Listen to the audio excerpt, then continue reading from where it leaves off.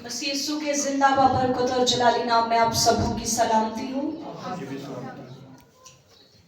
आज हम देखेंगे मत्ती 5 बाब और उसकी 21 से लेकर 24 आयत तक।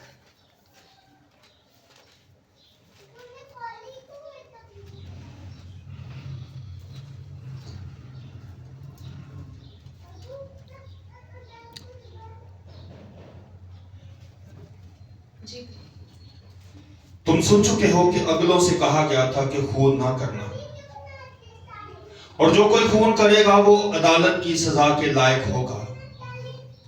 लेकिन मैं तुमसे ये कहता हूं कि जो कोई अपने भाई पर गुस्से होगा वो अदालत की सजा के लायक होगा, और जो कोई अपने भाई को पागल कहेगा वो सदर अदालत की सजा के लायक होगा, और जो कोई उसको अहमक कहेगा वो आतिशे जहन्नुम का सजावार होगा। बस अगर तू कुर्बानगाह पर अपनी नजर गुजराता हो और वहां तुझे याद आए कि मेरे भाई को मुझसे कुछ शिकायत है, तो वही कुर्बानगाह के आगे अपनी नजर छोड़ दे और जाकर पहले अपने भाई से मिलाप कर, तब आकर अपनी नजर गुजरान। खुदा आपको बरकत दे मेरे भाई। यहाँ पर हम देखेंगे कि यहूदी जमाना में लोग ये जानते थे कि खून के बदले क्या होता है, उसकी सजा क्या है, उसकी कोई माफी नहीं। लेकिन यहाँ पर हमें मसीह यीशु इस बात के बारे में समझा रहे हैं कि यहाँ पर तो खून के बदले खून की सजा है। पैदाइश 9 बाब उसकी 6 आयत से हम देखेंगे। पैदाइश 9 बाब और उसकी 6 आयत। जो आदमी खून करे उसका खून आदमी से होगा, क्योंकि खुदा ने इंसान को अपनी सूरत पर बनाया। ये शरीयत है। अजीजों, हम देखते हैं शरीयत मुश्किल, लेकिन फजल का दौर उससे भी ज्यादा मुश्किल है। कैसे? तुम सुन चुके हो कि अगलों से कहा गया था कि खून ना करना, जो खून करेगा वो अदालत की सजा के लायक होगा। लेकिन मैं तुमसे कहता हूं, जो अपने भाई पर गुस्से होगा वो अदालत की सजा के लायक होगा। अब यहाँ पर बहुत बड़ी बात, यानी मसीह यीशु हमें इस बात के बारे में समझाते हैं कि शरीयत में तो खून की सजा थी, लेकिन अब जो फजल का दौर है इसमें सोचने पर भी, गुनाह के बारे में सोचा भी तो उसकी भी सजा है। अब ये आम से अल्फाज है, गुस्सा करना, भाइयों भाइयों में इख्तलाफ रहता है, बहन भाइयों में रहता है, लेकिन आज इसकी गहराई देखेंगे। अब भाई को गुस्सा, यानी हम गुस्सा, बाजू का आपसी रंजिशें हमारी चलती हैं, वो कभी ना कभी सॉल्व हो ही जाती हैं, लेकिन हम बाजों का आते लबों से कुछ ऐसे अल्फाज कह जाते जो बहुत ही भयानक अंजाम रखते हैं। आज सीखेंगे।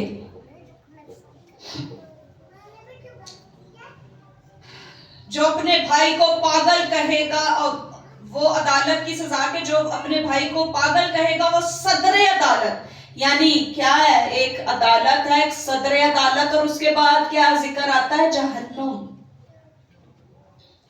एक अदालत है, यानी उससे बढ़कर भी कुछ है। अब ये कैसे? या एक आम सा लफ्ज है जो हम उठते बैठते गए, ये तो पागल। अब पागल के मायने क्या है? पहला मामला उस शख्स का है जो गुस्सा करेगा और उस पे क्या है, अदालत की सजा। लेकिन दूसरा मामला बेइज्जती करना भाई की।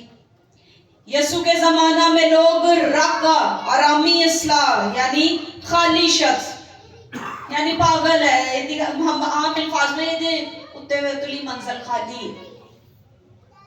आप कौन होते हैं ये जज करने वाले? हम बाजू बात क्या करते हैं, ये खाली है, अकल तो पैदल है, इन्हें कोई समझ नहीं, ये समझ बुझ नहीं रखता। अब राका एरामी जुबान का लफ्ज है और इससे गाली, तहकीर, यानी किसी की आप बेइज्जती कर रहे हैं, किसी को आप पागल कह रहे हैं तो यानी आप कह रहे हैं कि वो बिल्कुल अकल से खाली है। खुदा ने अपनी शबीह पर पैदा किया है, अपनी सूरत पर पैदा किया है, फरिश्तों से कुछ ही हम कमतर हैं। यानी हम अदालत के बाद कहा जाता है कि हम फरिश्तों की मानीदी होंगे, बिल्कुल पाक। अब यहाँ पर हम एक दूसरे को फौरन से पहले पागल बना देते, फौरन से पहले हम गुस्से में गाली गलौज करते, एक दूसरे की हम बिल्कुल वो वाली कर देते कि हम एक दूसरे को शक्ल दिखाने के लायक भी नहीं रहते। कलाम क्या कहता है? कभी इसकी हिस्ट्री में गए हैं? हम मांगने पर आते तो हम खुदा को 365 दिन है, इसमें हम कोई पता नहीं कितने वादे याद दिलवा देते। हर रोज ही हम एक दिन में ही कोई 365 वादे ही हम याद करवा देते होंगे। तू अपना मुंह खोल तो मैं उसे भर दूंगा, तू निजात पाए तो तेरा घराना निजात पाएगा। कलाम में से हम उसको बहुत कुछ याद करवाते, लेकिन जो बातें मसीह यीशु ने की, जिनका हुक्म दिया, उनमें से किसी एक पर भी अमल कर पाते हैं? बहन भाई एक दूसरे को उठते बैठते, ये पागल है, इसको कुछ अकल नहीं,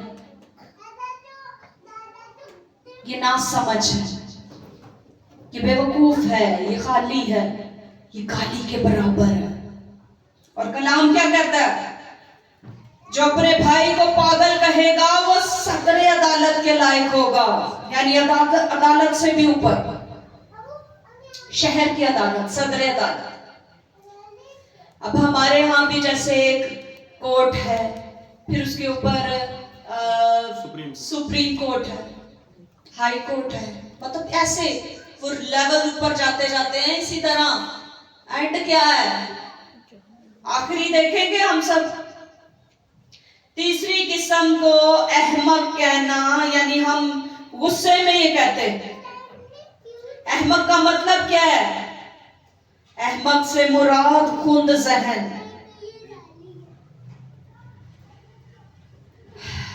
और इसके हम देखेंगे कि इसमें ख्वाहिश भी है।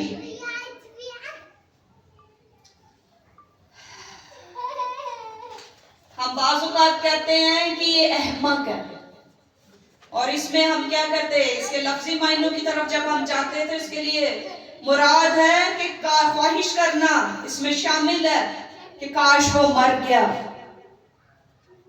बात हम कहते हैं खुदा को नहीं पाएगा,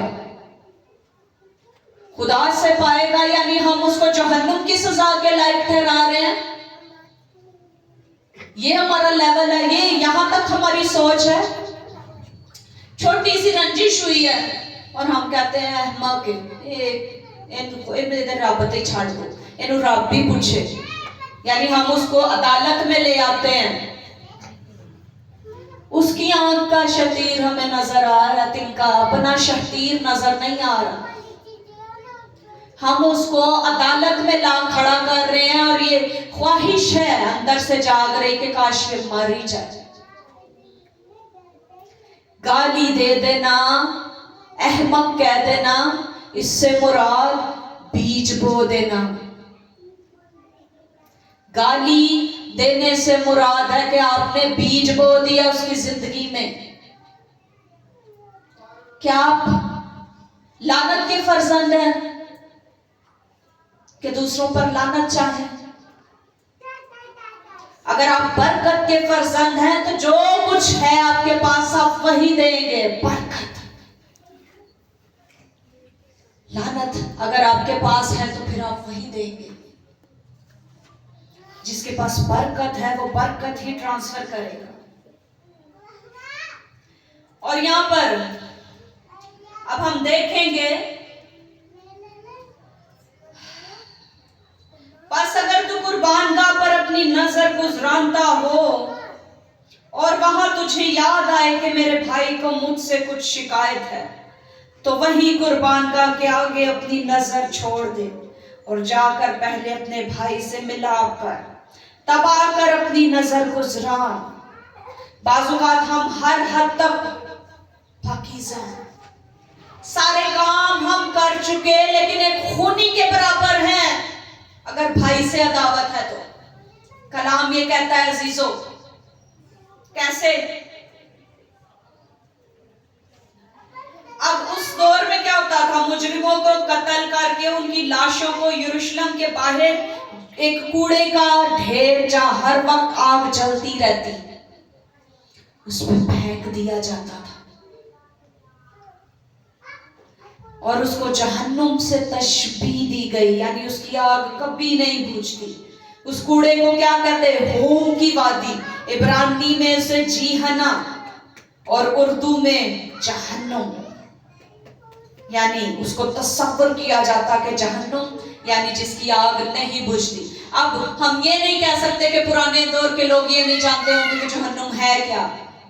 हम कहते हैं ना कि शरीयत में जो है वो इसका जिक्र नहीं है, दोज़ख का, जन्नत का, इन चीजों का। बहुत सारे लोग ये कहते हैं, लेकिन उस वक्त में वो वादी मौजूद थी, हनूम।